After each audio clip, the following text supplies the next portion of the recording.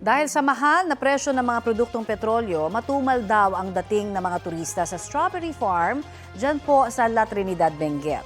At may ulat on the spot si James Agustin. James?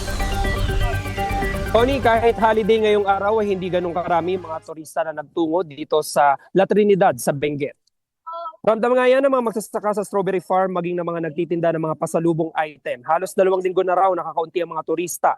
Aminado ang lokal na pamahalaan na nabawasan talaga ang bilang ng mga turista na epekto raw ng mahal na presyo ng mga produktong petrolyo. Umaasa sila na nalalakas kahit papaano sa weekend na may float parade, street dancing at drum and lyre competition na bahagi ng Strawberry Festival. Ang ilang turista na amin nakakausap na galing sa malalayong lugar, susulitin na raw ang long holiday weekend. Dumidiskarte na rin sila para makatipid sa gasolina at diesel.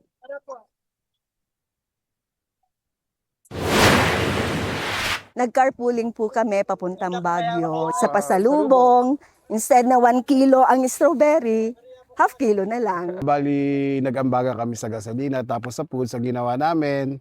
Nagdala na lang kami sa tranches ng mga pagkain na pwede namin dalhin at doon na namin sila niluto.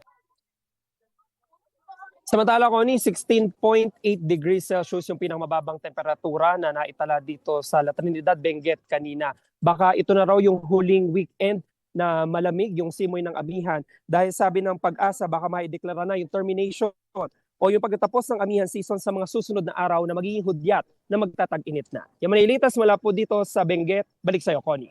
Maraming salamat, James Agustin.